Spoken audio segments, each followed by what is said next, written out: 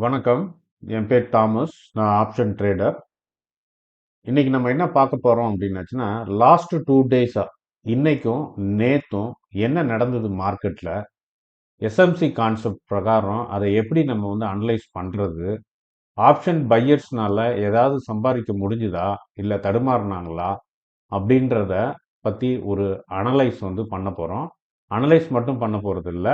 அது கூட சில எஸ்எம்சி கான்செப்ட பத்திய ஒரு சில டீடைல்ஸும் நம்ம புதுசா தெரிஞ்சுக்க போறோம்.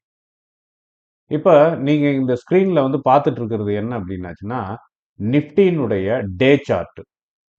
என்னைக்குமே நான் உங்களுக்கு ஒண்ணு சொல்லியிருக்கிறேன். ஒரு ஒரு விஷயம் நம்மளுக்கு புரியல அப்படின்னாச்சுன்னா, இன்னும் கொஞ்சம் தூரத்துல இருந்து முழு பிக்சரையும் பார்க்கணும். பக்கத்துல இருந்து பார்க்கறப்ப தெரியாது. கொஞ்சம் கொஞ்சம் ஒரு பிராட் வியூ நம்மளுக்கு தெரிஞ்சதுன்னா, ஓஹோ! என்ன நடந்துட்டு இருக்கு அப்படின்றது நம்மளுக்கு ஈஸியா புரியும். ஸோ, அதனால நான் 15 மினிட் சார்ட் எல்லாம் விட்டுட்டு, நான் நேரா டே சார்ட்டுக்கு வந்திருக்கிறேன் நானு. இப்ப டே சார்ட்ல பார்க்குறோம். சரி, இப்ப நம்ம உள்ள போயிடுவோம். இப்ப இங்க பாருங்க, இந்த இதுல அ 2 கேண்டில் ஃபார்ம் ஆயிருக்கு. நல்லா நல்லா ஜூம் பண்ணிக்கிறேன் உங்களுக்கு. இது தேவ அ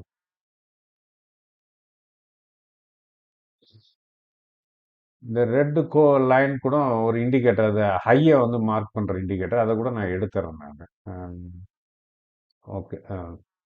இப்ப இந்த 2 இண்டிகேட்டர் இருக்கு. நான் இப்ப என்னென்ன இண்டிகேட்டர்லாம் இப்ப ஆக்டிவ்ல வச்சிருக்கிறேன் அப்படின்னாச்சுன்னா, மார்க்கெட் ஸ்ட்ரக்சரை இதோ இருக்குல்ல ஹெச்ஹெச், எல்ஹெச்ன்னு மார்க் பண்ற அந்த இண்டிகேட்டர் ஆன்ல இருக்கு. அடுத்தது பார்த்தீங்க அப்படின்னாட்டா, லிக்விடிட்டி பூல் ஐடென்டி பண்ற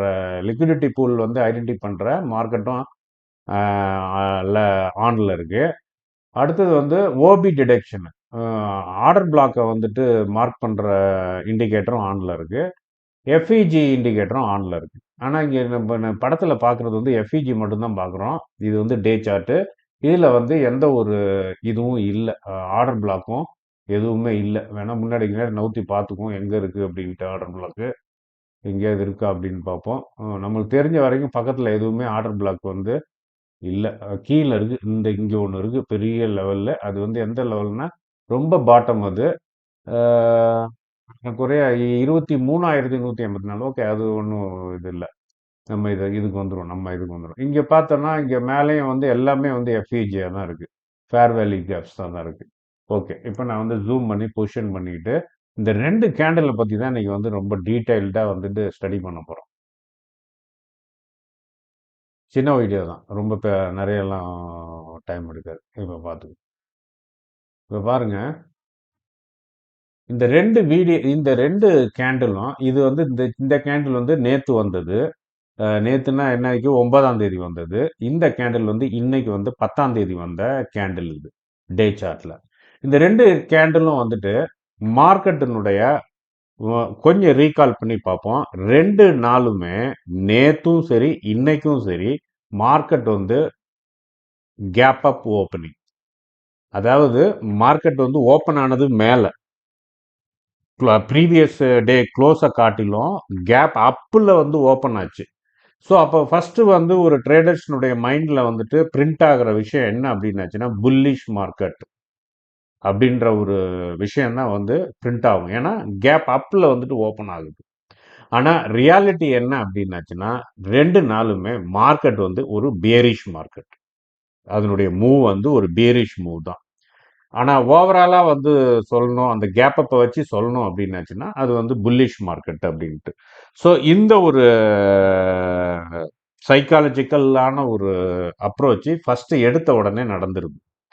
ஸோ இதை அவங்க பண்றதுக்காக என்ன பண்றாங்க அப்படின்னாச்சுன்னா, கிஃப்ட் நிஃப்டியை ஏத்துறாங்க. கிஃப்ட் நிஃப்டியை ஏத்தின உடனே கண்டிப்பா நம்மளுக்கு கிஃப்ட் நிஃப்டி ஏறிடுச்சுனாலே நம்மளுக்கு தெரியும் மார்க்கெட் கேப் அப்ல ஓப்பன் ஆக போகுது அப்படின்ட்டு. ஸோ அப்போ கேப் அப்ல ஓப்பன் ஆக போகுது அப்படின்னு தெரிஞ்சதுன்னா, அடுத்தது நம்ம மைண்ட் என்ன சொல்லும், சரி இது புல்லிஷ் மார்க்கெட் நாளைக்கு அப்படின்றத சொல்லணும். அதனால தான் நான் ஏற்கனவே கூட நான் சொல்லியிருந்தேன். நான் கால் ஆப்ஷன் ஹோல்ட் பண்ணவங்கலாம் எக்ஸிட் ஆயிடுங்க. நீங்க இல்லாட்டினா சர்ருன்னு அது கீழே இறங்கும். நீங்க வச்சுட்டு இருக்காதீங்க அப்படின்னு சொல்லி ஒரு மெசேஜ் கூட போட்டிருந்தேன் குரூப்ல. என்னென்ன ஜோனு இதெல்லாம் ரொம்ப டேஞ்சர் ஜோனு கீழே போச்சுன்னா அப்படின்னு சொல்லிட்டு. ஸோ அப்போ என்னன்னா மார்க்கெட் வந்து ஃபர்ஸ்ட் வந்து ஒரு புல்லிஷ்ன்ற ஒரு மைண்டை கொடுத்துட்றாங்க.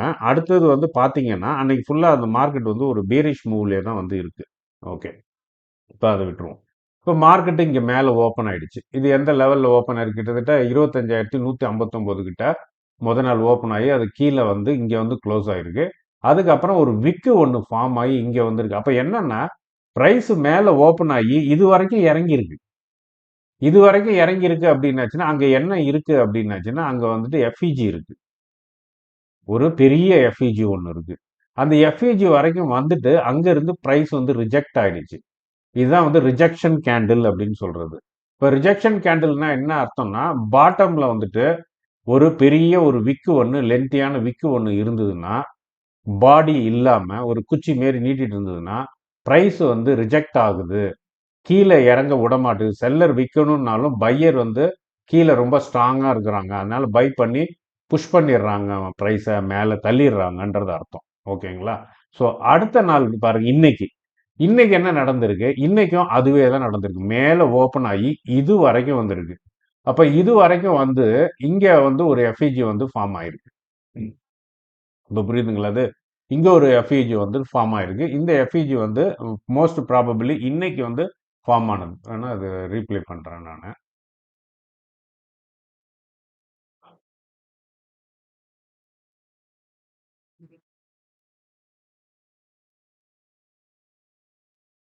ம். இது ஒரு எஃப்இஜி. இதுதான் வந்து இன்னைக்கு காலையில இருந்திருக்கும். இன்னைக்கு காலையில மார்க்கெட் ஓப்பன் ஆகிறதுக்கு முன்னாடி வரைக்கும் நம்மளுக்கு இந்த ஒரு எஃப்இஜியை மட்டும்தான் தெரியும். அப்ப மொத நாள் என்ன பண்ணியிருக்கிறாங்க, அந்த எஃப்இஜி வரைக்கும் வந்திருக்கிறாங்க. வந்த உடனே பிரைஸ் வந்து அங்க பையர்ஸ் வந்து அதிகமா டாமினேட் இருக்கிறதால, பை ஆர்டர்ஸ் இருக்கிறதால பிரைஸ் வந்து ரிஜெக்ட் ஆயிடுச்சு. ரிஜெக்ட் ஆன உடனே அது என்ன பண்ணிடுச்சு, மேலே போயிடுச்சு. ஸோ இன்னைக்கு என்ன நடந்ததுன்னா, இன்னும் கொஞ்சம் உள்ள இறக்கியிருக்கிறாங்க. அதாவது ஒரு ஊசியை வந்து கொஞ்சம் குத்துறது, அப்புறம் நல்லா அழுத்தி குத்துறதுன்ற மாதிரி, அந்த ஒரு ஏரியாக்குள்ள வந்துட்டு இன்னொருத்தர் வந்து கொஞ்சம் தூரம் உள்ள நுழைஞ்சு பார்க்கறது. அதுக்கப்புறமா இன்னும் ஒண்ணும் எதிர்ப்பு ஒண்ணும் இல்ல. நம்ம இன்னும் கொஞ்சம் மூவ் பண்ணி உள்ள போவோம். ஒரு ஒரு வார் நடக்கிற மாரி. ஒரு 2 கண்ட்ரிக்கு நடுவுல வந்து வார் நடக்கிற மாதிரி, கொஞ்சம் தூரம் படைகள உள்ள அனுப்புவோம். எதிர்ப்பு இல்லையா? இன்னும் கொஞ்சம் போவோம். எதிர்ப்பு இருந்ததுன்னா பின்னாடி வந்துருவோம்.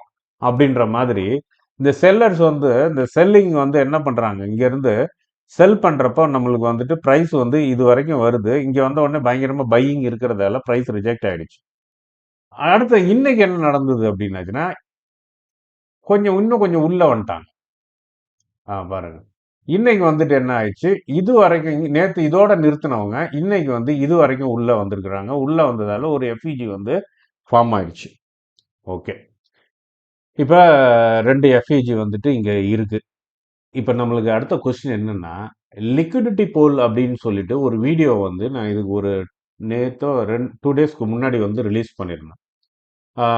அப்ப அந்த லிக்விடிட்டி போல்ல வந்து மெயின் கான்செப்டே என்னன்னா, ஈக்குவல் லோ, ஈக்குவல் ஹை அப்படின்றது தான்.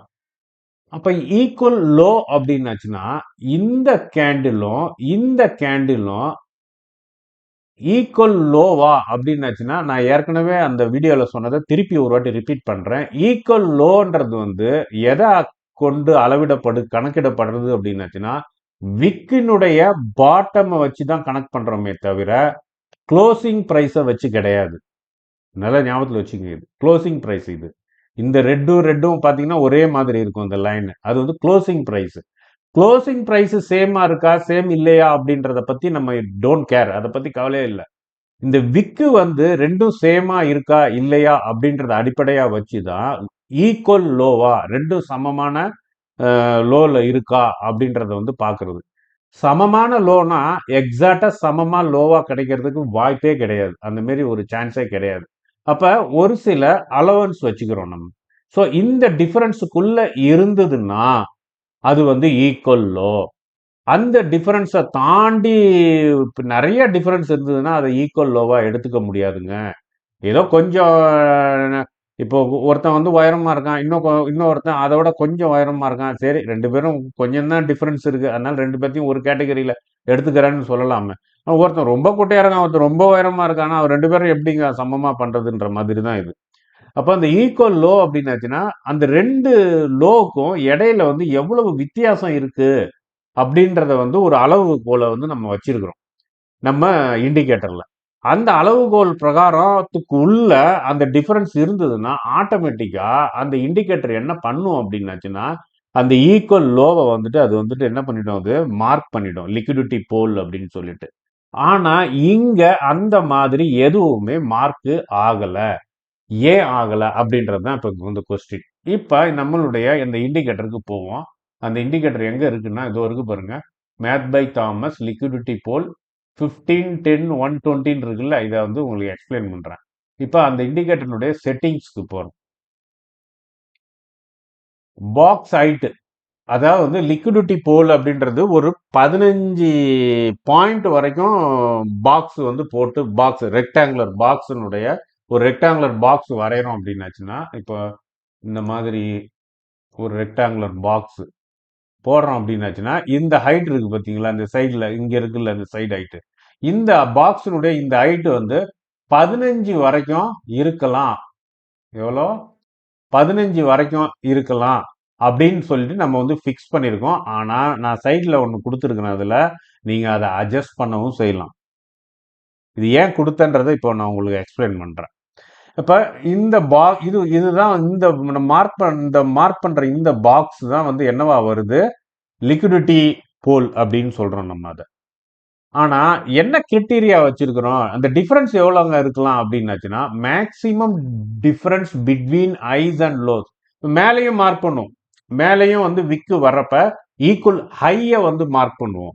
அப்ப ஈக்குவல் ஹையை மார்க் பண்றப்பையும் இதுல என்ன ஒரு கணக்கு எடுத்துக்கிறோமோ, இவ்வளோக்குள்ள டிஃபரன்ஸ் இருந்தா போதும் அப்படின்னு எடுத்துக்கிறோமோ அதே கணக்கை தான் அங்கேயும் எடுத்துக்கணும், மேலையும் எடுத்துக்கணும்.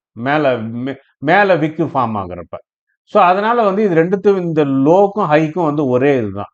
ஆனா இந்த இடத்துல என்ன இருக்கு அப்படின்னாச்சுன்னா 10 இருக்கு, 10 பாயிண்ட் தான் இருக்கு. 10 பாயிண்ட் டிஃபரன்ஸ் இருந்தாதான் ஈக்குவல் லோவா எடுத்துக்கணும், ஈக்குவல் ஹையா எடுத்துக்கணும்னு சொல்லிட்டு ஃபிக்ஸ் பண்ணியிருக்கு. ஆனா இதையும் அட்ஜஸ்ட் பண்ற மாதிரி தான் இருக்கு. இது பாருங்க, அட்ஜஸ்ட் பண்றதுன்னா அட்ஜஸ்ட் பண்ணிக்கலாம். அதை நீங்க வந்து டைப் பண்ணிக்கலாம். இப்போ உங்களுக்கு வேணும் 15 வேணும் அப்படின்னாச்சுன்னா 15 டைப் பண்ணிக்கலாம். ஏன் இதை அட்ஜஸ்ட் பண்ற மாதிரி கொடுத்தோம் அப்படின்றத இப்ப சொல்றேன் நான் உங்களுக்கு. அடுத்தது வந்து இந்த பாக்ஸ் லைஃப் டைம் பார்ஸ் அப்படின்றது வந்து 120 பார், அடுத்த 120 கேண்டில் விழுற வரைக்கும் அந்த பாக்ஸ் இருக்கும், அந்த லிக்விடிட்டி.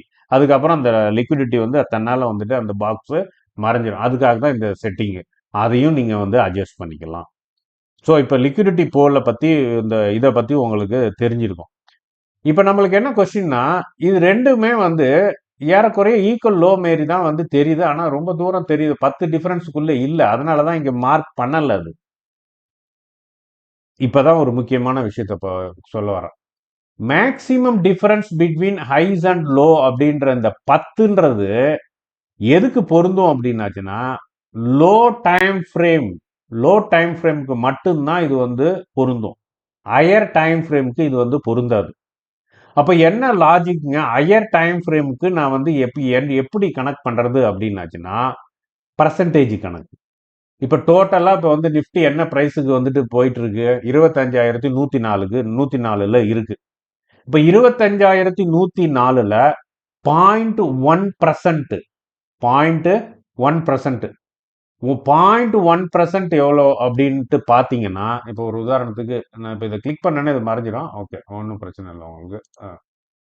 இப்போ என்ன பர்சன்டேஜ் சொல்கிறேன், 0.1% இதில் இருந்து 0.3% வரைக்கும் டிஃபரன்ஸ் இருக்கலாம். அப்ப 0.1%ன்றது எதுல 0.1%னா நிப்டியினுடைய வேல்யூல 0.1%. இப்போ ஒரு ரஃபா ஒரு கால்குலேஷன் சொல்றேன். இப்ப 100 கூட விட்டுருவோம், 25,000 எடுத்துக்குவோம். 25,000ல 0.1% அப்படின்னாச்சுன்னா 25 பாயிண்ட்னு அர்த்தம். எவ்வளவு பாயிண்ட்? 25 பாயிண்ட். அப்ப 25 பாயிண்ட் டிஃபரன்ஸ் இருந்தாலே அது ஈக்குவல் லோ தான். இப்ப புரியுதுங்களா? சரி, அடுத்தது 0.12 வருதுங்களா, அப்ப 50 பாயிண்ட் இருந்தாலும் அது ஈக்குவல் லோ தான். 0.3ன்றது வந்து 75 பாயிண்ட். அப்ப 75 பாயிண்ட் இருந்தாலும் அது ஈக்குவல் லோ தான். அப்ப இந்த இதுக்கும் எவ்வளவு டிஃபரன்ஸ் இருக்குன்ட்டு நம்ம இப்போ பார்த்துருவோம், மெஷர் பண்ணிடுவோம்.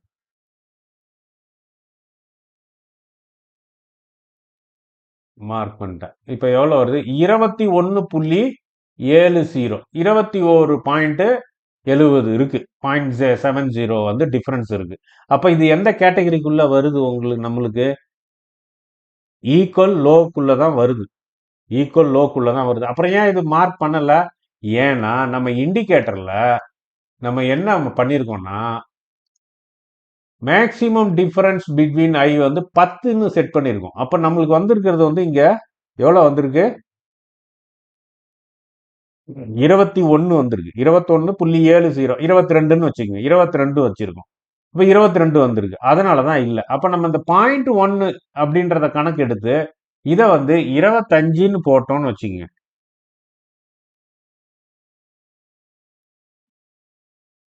இப்ப மார்க் பண்ணிடுச்சான்னு பாருங்க. மார்க் பண்ணிடுச்சு பாருங்க. இந்த எஃப்இஜியை நான் இப்போ வந்து கொஞ்ச நேரத்துக்கு இது பண்றேன். உங்களுக்கு இது தெரியலன்னு நினைக்கிறேன். இங்க ஒரு லைன் ஃபார்ம் ஆயிருக்கா? இப்ப நான் வந்துட்டு அதை எஃப்இஜியை மட்டும் ஆஃப் பண்றேன்.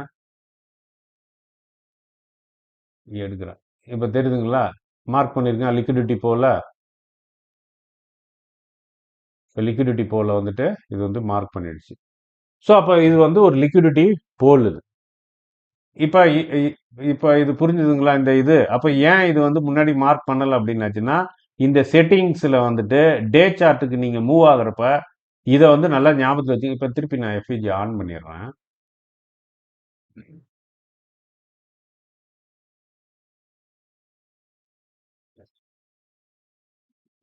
அப்போ என்னன்னா நீங்க வந்து டே சார்ட்டுக்கு போனீங்க அப்படின்னாச்சுனாலே நீங்க என்ன பண்ணணும் அப்படின்னாச்சுன்னா இந்த பர்சன்டேஜை ஞாபகத்தில் வச்சுங்க. 0.1 அது நிஃப்டி என்ன பிரைஸ்ல இருக்கோ அதுல வந்து 0.1 வந்து கால்குலேட் பண்ணீங்கன்னா உங்களுக்கு கால்குலேஷன்லாம் பர்சன்டேஜ் கால்குலேஷன்லாம் தெரியும்னு நினைக்கிறேன். ஏன்னா ட்ரேடிங்ல இருக்கிறவங்களுக்கு வட்டிலாம் பார்த்து தெரிஞ்சிருக்கும்.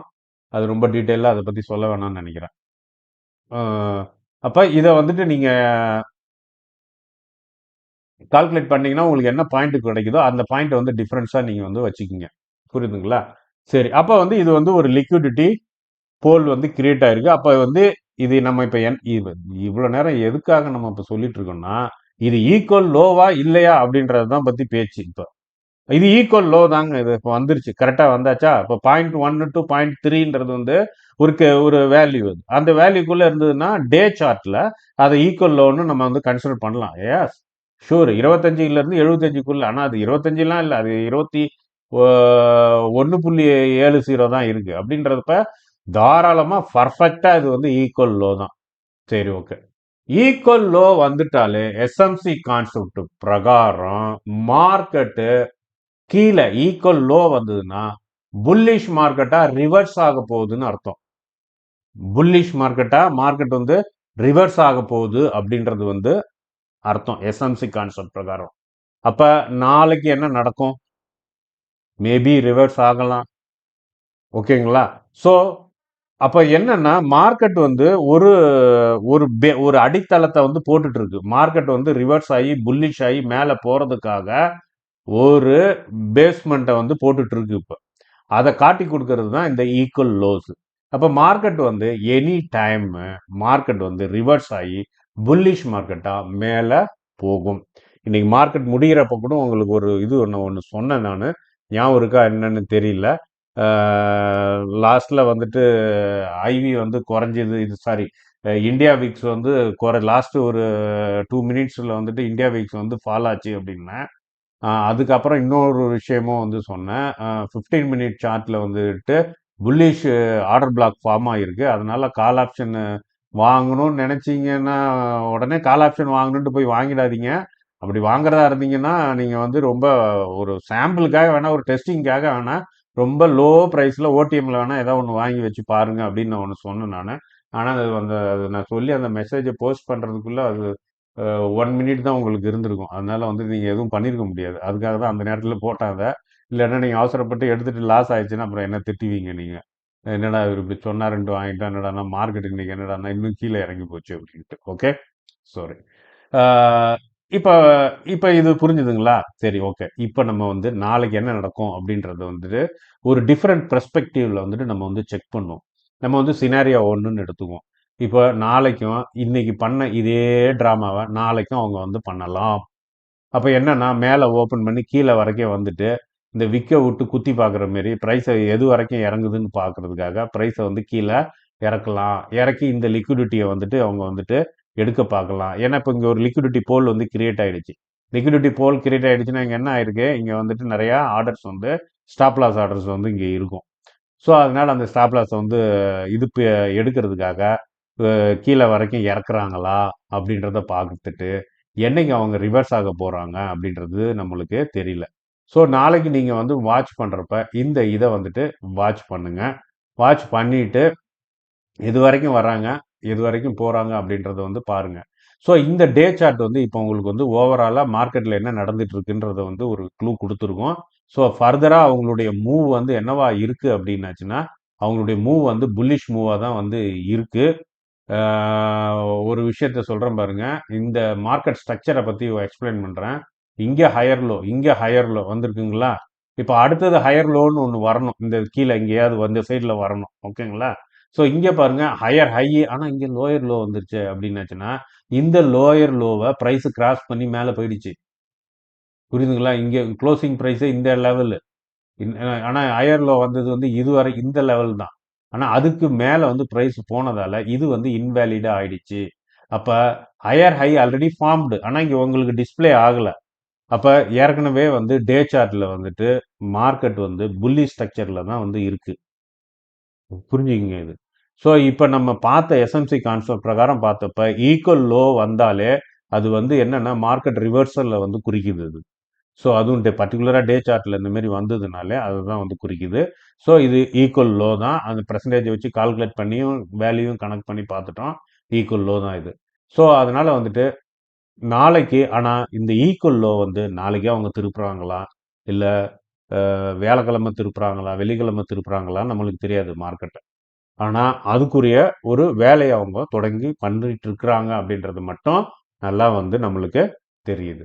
ஓகே, சரி. இப்போ நம்ம வந்துட்டு அப்படியே 15 மினிட் சார்ட் போயிட்டு இந்த வீடியோவை முடிச்சுக்குவோம். 15 மினிட் சார்ட் வந்துட்டோம் நம்ம. இதில் பாருங்க நிறையா ஃபார்ம் ஆயிருக்கு இங்கே. நான் ஏன்னா இங்கே வேல்யூ மாற்றணும். நான் 25ன்னு போட்டேன்னா மேக்ஸிமம் டிஃபரன்ஸு நான் இங்கே வந்த உடனே நான் 10ன்னு மாற்றிக்கிறேன் நான். ஏன்னா இது லோ ஃப்ரேமு, லோ டைம் ஃப்ரேமில் அவ்வளோதான் போடணும். இப்போ இது இப்போ புரிஞ்சிருக்கும் உங்களுக்கு. லிக்விடிட்டி மார்க்கிங்கிறது வந்து டைம் ஃப்ரேம் சேஞ்ச் ஆகும். நீங்கள் இப்போ டே சார்ட்டுக்கெல்லாம் வந்து போனீங்கன்னா இந்த 0.1 to 0.3ன்றதை வந்து மைண்டில் வச்சுக்கோங்க எப்போதுமே. பாருங்க, இப்போ பாருங்க அந்த இதுதான் இந்த இது நம்ம உங்களுக்கு அந்த வாட்ஸ்அப் குரூப்பில் கூட நான் வந்து ஃபார்வர்ட் பண்ணியிருந்தேன். எஃப்இஜி வந்து இருக்கு பாருங்க. அவங்க அழகா இங்கே இது வரைக்கும் வந்திருக்காங்க. அப்புறம் இங்கே கொஞ்சம் உள்ளே வந்து பார்த்துருக்குறாங்க எஃப்இஜிக்குள்ளே. அதுக்கப்புறம் அப்படியே போயிருக்கிறாங்க. அப்புறம் திருப்பி இங்கே வந்துட்டு இங்கேருந்து கொஞ்சம் உள்ளே இறங்கி பார்த்துருக்குறாங்க. ஆழம் பார்த்த மாரி. குளத்துல இறங்குறதுக்கு முன்னாடி கால் விட்டு பார்ப்போம்ல அந்த மாதிரி. அப்புறமா இந்த சைடு இங்கே வந்து இங்கே கொஞ்சம் பார்த்துருக்குறாங்க. இங்கே கொஞ்சம் பார்த்துருக்குறாங்க. ஸோ இந்த சிம்டம்ஸ் எல்லாமே இங்கே இருக்கிற லிக்விடிட்டியை கிராப் பண்ணுறதுக்காக தான். இங்கே இருக்கிற ஆர்டர்ஸை வந்து கிராப் பண்ணிவிட்டு அவங்க வந்து ஒரே அடியாக ரிவர்ஸ் ஆகிடுவாங்க மேலே. ஸோ இதுதான் வந்து எஸ்எம்சி கான்செப்ட் பிரகாரம் நம்ம வந்து எதிர்பார்க்கறது. அதனால இதை வந்துட்டு பாருங்க. மோஸ்ட்லி 2 நாளுமே நம்ம மார்க்கெட் ஆப்ஷன் பையர்ஸுக்கு வந்து ஒரு நல்ல நாளே இல்லை. நல்ல வேளை நீங்கள் முந்தா நேற்று வந்து யாருமே வந்து ட்ரேடு எடுக்காமல் இருந்தீங்க. நிறைய பேர் வாட்ஸ்அப் குரூப்பில் போட்டிருந்தீங்க நான் ட்ரேடே எடுக்கலைன்னு. நல்ல விஷயம் பண்ணீங்க நீங்கள். ஸோ இது வந்து மார்க்கெட் ரிவர்ஸ் ஆகும். ரிவர்ஸ் ஆகுறப்ப நீங்கள் வந்துட்டு ட்ரேடை வந்துட்டு எடுக்க பாருங்கள். அப்படி இல்லை எனக்கு மார்க்கெட் ரிவர்ஸ் ஆக மாட்டேதுன்னா ஒரே ஒரு சான்ஸ் இருக்குது. நாளைக்கும் இதே ட்ராமாவை அவங்க பண்ணாங்க அப்படின்னாச்சுன்னா ஒன்ஸு கீழே இறங்கிட்டு அது ரிவர்ஸ் ஆகுறப்ப டக்குன்னு ஒரு கால் ஆப்ஷன் வந்துட்டு ஒரு கொஞ்சம் தூரம் வந்த உடனே எக்ஸிட் ஆகிடுங்க ஸ்கேல்பிங் பண்ணுற மாதிரி. புரியுதுங்களா? அதுக்கு வந்துட்டு ஸ்கேல்பிங்க்கு வந்துட்டு நீங்கள் ஏதாவது மூவிங் ஆவரேஜ் யூஸ் பண்ணுறதா இருந்தாலும் நான் ஏற்கனவே ஒரு இது ஒன்று போட்டிருக்கேன். இஎம்ஐ 8 அப்படின்ட்டு மேக்டி வந்து போட்டிருக்கிறேன். ஆர்எஸ்ஐலாம் போட்டிருக்கிறேன். ஒரு ஸ்கேல்பிங் பண்ணுறது என்ன அப்படின்னு சொல்லிட்டு அந்த டூலை வேணால் வந்து நீங்கள் அப்ளை பண்ணி அந்த இண்டிகேட்டர்ஸ் அப்ளை பண்ணி நீங்கள் வந்துட்டு ஸ்கேல்பிங் வந்து பண்ணிக்கங்க. இந்தமாரி ஒரு சுச்சுவேஷன் வந்ததுன்னா புரியுதுங்களா? பண்ணிவிட்டு நீங்கள் வந்து ரீசெண்டாக ஒரு ட்ரேட் 2 ட்ரேட் பண்ணிவிட்டு வெளில வந்துடுங்க கொஞ்சம் ப்ராஃபிட் இருந்ததுன்னா.